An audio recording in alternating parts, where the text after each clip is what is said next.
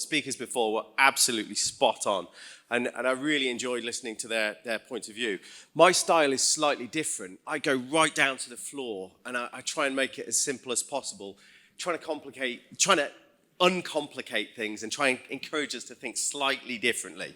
Now, if you go to a butcher's shop and you say you're hungry, he'll make you some sausages. I'm an email marketer by trade, so I can fix the world with email. And so it's important that we take that context and recognize that there's just one thing or two things from each one of the speakers that's going to be useful for us to take forward. So let's get into it very quickly, pitchy bit.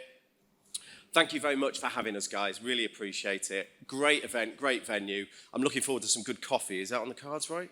Next. Excellent. I'm excited. So thank you very much for that. So firstly, why would I be stood up here? So I'm the CEO and founder of Force24. I've been in the marketing industry for 20 years. And it's been a roller coaster ride, probably more so in the last sort of 3 or 4 years. And I've been in the marketing automation industry for 13. And the really exciting thing about my job is, as the UK's fastest growing automation platform, I get to sit alongside 6,000 marketeers just like you, UK-based marketeers, just like you, facing the challenges that you face. So all I try to do for talks like this is try and bring a little bit about what I see works, doesn't work, what people are talking about, what they're not, try and distill it down into some simple analogies, and let's see if you can make use of them. So this is about Force24. It's pitchy. I don't need to talk about that. Who's heard of Force24? All of you put your hands up. Every one of you put your hands up. Shocking. Sam, you need to have a word. Head of marketing. So firstly, the vision. Now, here's an interesting stat for you. The average UK inbox currently receives 150 emails a day. Now, obviously, that's the average, so you may or may receive more or less. 150. So the volume and the noise within the inbox is more competitive today than it's ever been, and that's only going to continue. So what we're here to do, what we want to achieve for you guys, is to fearlessly create a world where business communications deliver value with every touch. Value. Imagine your day if every one of those 150 emails was delivering you some value. I got value out of every single one of those. Be amazing, wouldn't it? It's not real though, is it? So most of what I get through, most of that 150 are pointless. And if I could challenge you, would you mind raising your hands in the air? Just one hand. I don't need both. Come on. I know that your hands definitely work. Come on, put them up. That's it. So 60% of you have got working arms. Can anybody do me a favor? Can you think back to the dim and distant past of yesterday and recall an email you received yesterday? Just one email, any commercial email, not. So firstly, about 1 or 2%. But go on, you put your hand up. What was it? It was from the Muse. The Muse? The band?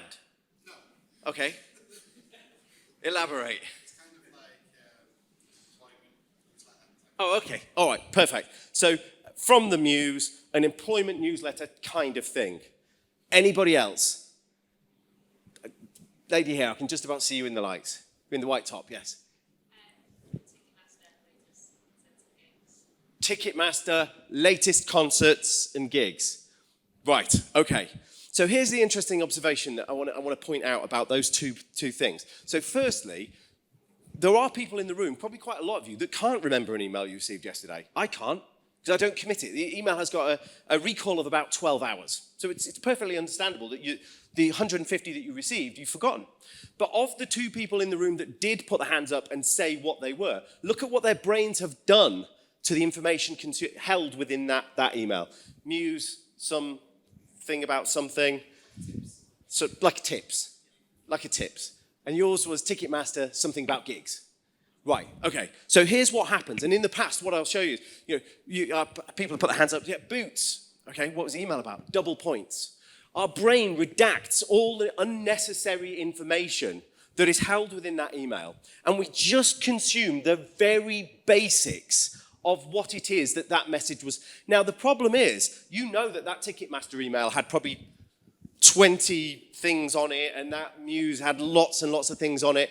So they gave you the option to figure out what you felt was important, but you don't usually, as a brand communicating on a commercial basis, have the right to borrow somebody's brain for that much time. And I'll show you how we sense test this. So it's our job as marketeers to deliver value into the inbox, and we do that by simplifying the message and directing the brain as easily as possible to get that message across in just a few simple words.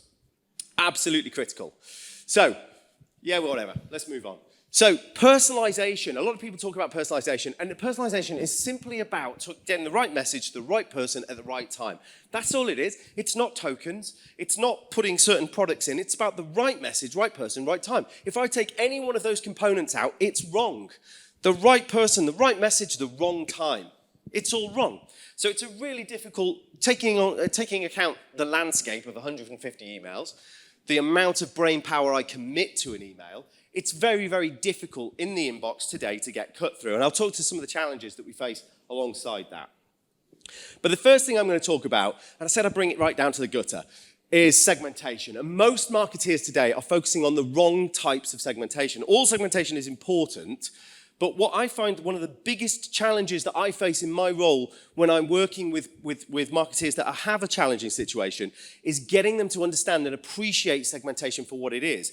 So what we often talk about in segmentation is RFM segmentation, or some explicit parameter stored on the contact record that says this guy bought this that day, or he's a butcher, he's a baker, he's a candlestick maker, whatever it may be. And that's fine. And the RFM is as close as most marketeers have got to what segmentation should be today. But if I was to say to you, right, let's take a quick look inside your database right now, inside your data, it looked like that, right? Forget the words on the left. It looked like that. So you've got most of the people that you've, in your first-party data, that are sort of pretty much asleep. They're laying dormant.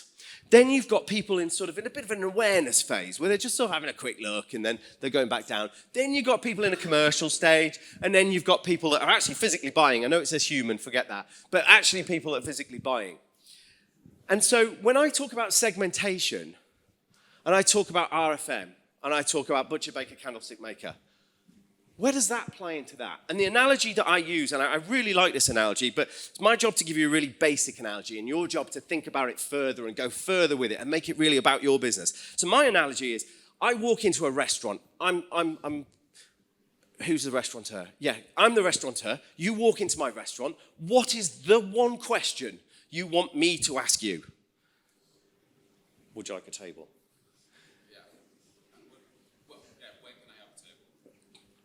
Okay. Potato, potato. All right. Would you like a table, sir? Yes, please. Brilliant. So in that scenario, that one question has a 100% chance of success. Now, if I'd have said to you, hello, sir, would you like a new watch? What are my chances of getting a conversion on that question? None whatsoever. It's, well, maybe 1 in 1,000. But the reality of it is, one question or two questions have got that absolute chance of success. Now, I then take you to the table. I sit you down at the table, put the napkin over your laps. Now, which question would you like me to ask you? What would I like to eat? Would you like a menu? We're getting closer. We're getting closer. Yes. Yeah. So again, in that next scenario, the question that was absolutely banging a minute ago is useless. So I now come to you, sat at the table, and I say, would you like a table, sir? You'd be like, what? I'm already sat at a table. So that question now goes in the bin. It doesn't work anymore. It's not relevant. But the question that is relevant, would you like a menu? Would you like a drink? Whatever. Yeah? So that analogy, the restaurant analogy, is now your job to think, what do I do? Now, bearing in mind, I haven't bought anything yet. I haven't bought anything. I've not transacted with this business. Yes, okay, I physically walked into their shop, aka website, and I'm sat at one of their tables, i.e. in their cart page, or whatever it might be. But I haven't actually bought from them. All I've got is the fact that the waiter's got eyes on me and is watching what I'm doing that enables him or her to be able to give me that experience that I need to make it seamless. It's beautiful, internationally renowned. You go from table, you go to the menu, you get the drinks, you get your food, you eat your food, whatever, easy. So all of a sudden, our segmentation needs to take this into account, doesn't it? So it needs to account who's sat at the table, who's fast asleep, who's walking past my restaurant at the end of the road, who's now gone inside, who's now this. So you can now see that how if I ask the right questions to the right person at the right time, I get a 100% chance. So when I say 150 emails a day into the average inbox and nobody can, except 2 people, can remember any of them, that says to me that most marketeers haven't yet grasped how we understand how email works and how we really support people through a buying journey or an education phase or an awareness phase. And it's critical that we make that transition. I'll come on to why in a little bit. So this is what segmentation then moves on to look like. It starts to look like, yeah, okay, I've got my YFM, my explicit segmentation in this way. But also, I need to layer that with this. Now, I'm saying this like it's your job. It's not your job. It's automation's job. That's why products like Force24 exist. So it's not, a lot of people sort of tarnish us, with the brush of, you send out emails. No, automation platforms are so much more than that. They are so much more than that, and it's frustrating to be in the email-only camp. It's about managing and maintaining your data absolutely impeccably so you don't have to, and you can ask the right question to the right person at the right time. So, let's move on. I should really be sense checking. Does this make sense? I can't see anybody, but if I see some nods, I don't know if you're saying yes or no, but yeah, I saw a thumbs up, that'll do.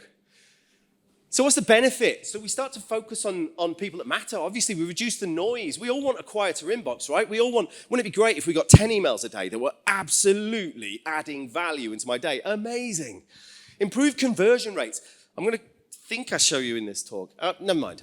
I'll pretend I didn't say anything. And we're going to reduce marketing execution costs. I'm going to come on to that as well.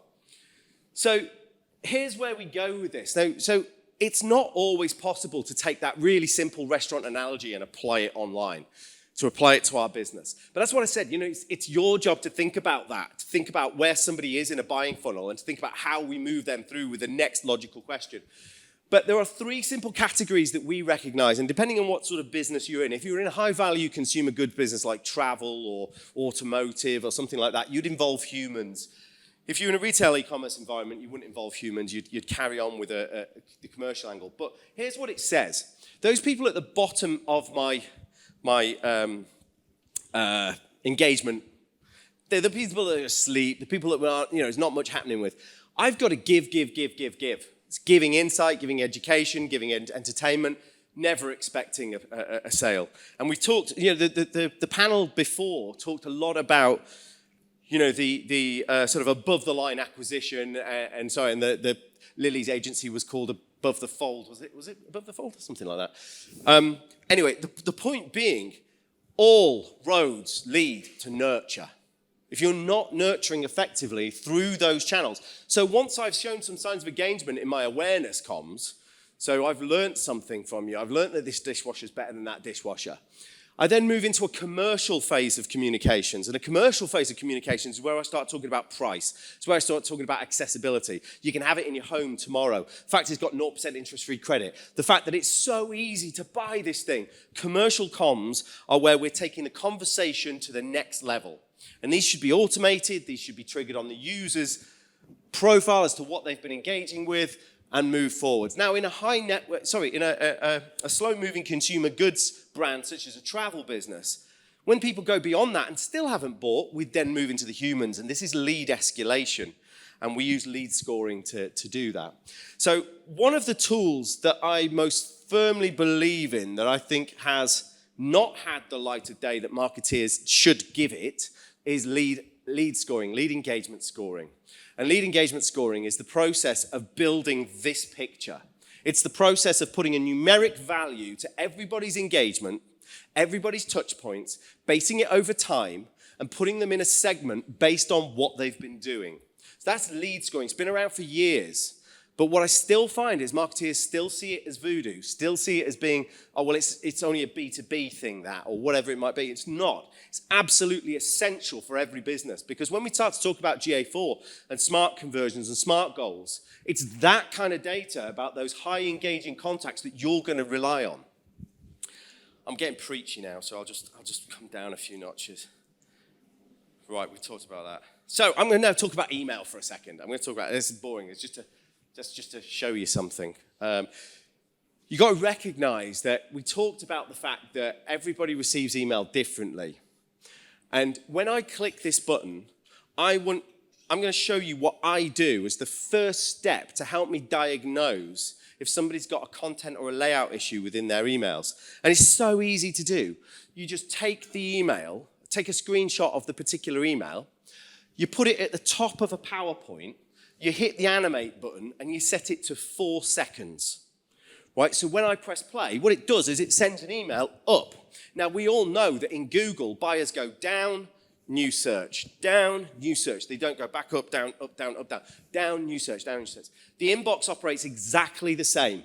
Down, next email, down, next email. So I have got just a couple of seconds. So for me to appraise somebody's artwork, it's really difficult for me to look at something and say, oh, well, that, yeah, because I'm not seeing it in the context. This does it for me. Now, this is a live example where it's a client of ours, been with us for about 13 years, wonderful set of people, and this is, I wonder if anybody can tell me what this email is. Okay, are you ready? I'm going to press play, and I want anybody to tell me what it is. What the is that? What is it? Anybody? What is it? Well done, 10 points, but that's not what that email is. Double glazing, that's exactly right. No. So you've no idea what it is, do you? Now, when I'm appraising that on the designer's computer in XD, and I'm looking at it, oh yeah, it's really clean, really clear, yeah. But when I do that, I have no idea. So the process then is about stripping out more information, and this isn't perfect, but this is the same thing. So it's not better, it's not much better, but does anybody know what that email was? You're just saying words now, aren't you? It's just words. Yeah, so, all right, give you the context. That's the email you get when you fill in the brochure request, and it sends the brochures. That's it. That's what it is. So the previous one, when I get it, I mean, this is working on the basis that, I'm not saying, by the way, that email is fixed, but what I'm telling you is the fact that removing information has the effect of empowering information. And Microsoft, who pretty much own the email world, certainly in Europe, claim that your emails should have no more than 10 words and 1 button. Now, that's their words, not mine. And it's not distinguishing between B2B and B2C. They're saying it doesn't matter who or what industry you work in, the inbox operates in a universal manner. And that universal manner says, you have got my brain for 4 seconds maximum, not even 4 seconds in many occasions. So you've got to be able to convey in that way a simple message that you transverse through it.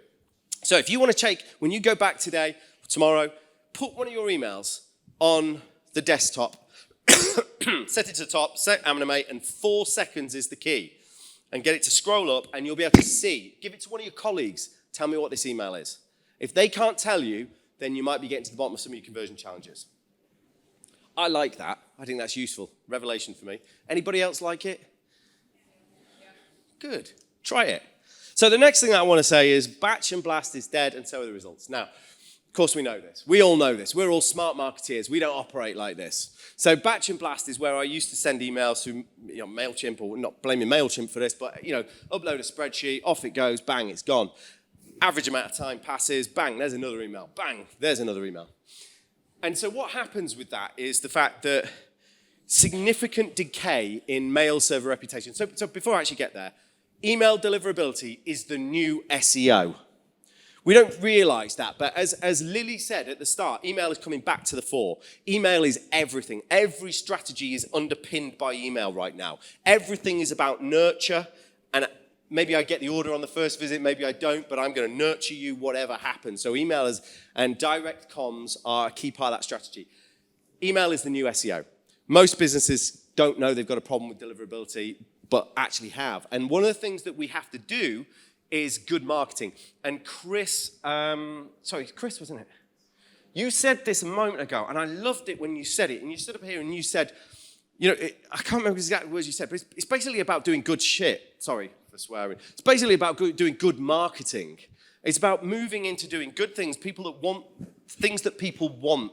That's part of the problem. So if I'm doing emails that are one size fits all, one send schedule, it can't fit everybody. And what Google and Microsoft are both saying is the fact that that's just lazy. And in fact, what we want to see is something a bit more like this.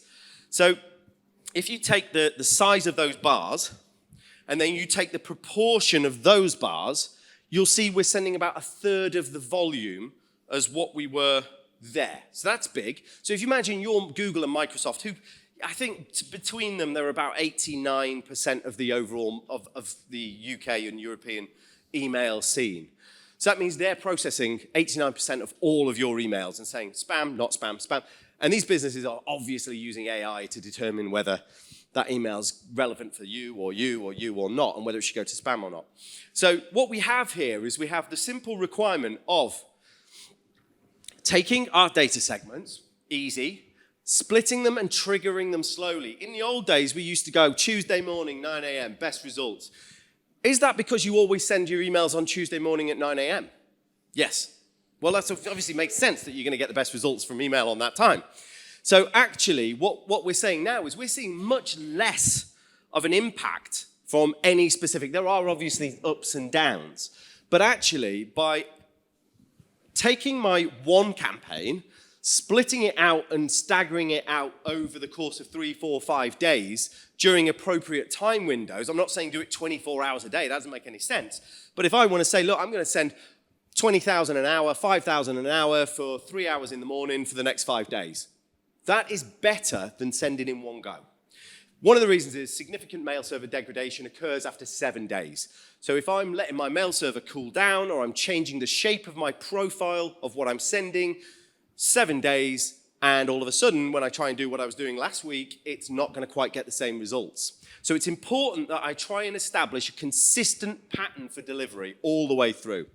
Now, what I've also done here is I've created a lapsed client segment or a lapsed segment. Microsoft have the opinion, if somebody has not, you should send 3 emails a week. That's their opinion. 3 emails a week, and if they haven't opened an email in 14 days, you should delete them from your database. Again, Microsoft's opinion, I'm just bringing the news, I'm not the news. And so what that's telling me is that most marketeers aren't doing that. That would decimate our databases. But it's important to know what the game that they're playing is. So what we're saying is that it's important that marketeers today take their delivery profile and they consider building a lapsed segment of people that haven't engaged with email for, say, 45 days, 20 days, 30 days. Taking those guys, putting them in a lapsed segment, recognizing they've not contributed to any of the business success over the last 35, 40 days, and sending them slowly as a percentage of your overall engagement. So by doing that, this segment all of a sudden benefits from having less people in it that aren't opening, so therefore open rates go up. Microsoft and Google say, wow, these guys are good. As much personalization as we can possibly put in there. But then we have these re-engagement strategies. And this talks to the commercial tier that I was talking about just a moment ago. And these re-engagement strategies are streaming out all day, every day.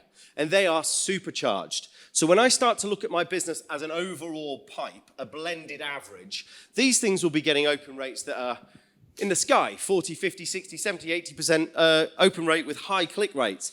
These ones, with all of my bad contacts taken out, should be at the 30s to 40s. All of a sudden, my profile looks great. And I can deliver these guys in at 20% of my overall volume, and it's not going to bring my blended average down too much. This is so geeky, and I know it's too much maths for this time of the morning, but the point is I'm trying to ram in some really important insight really quickly for you. Your mail server output is your responsibility. And in the old days, and you said it, do good marketing and people love you. That's what all the algorithms are there for. If people aren't interested, take them out. People are interested, talk more to them. Say the right things, the right question at the right time. You might have been waving that 5-minute sign for ages. I've not even seen it, sorry.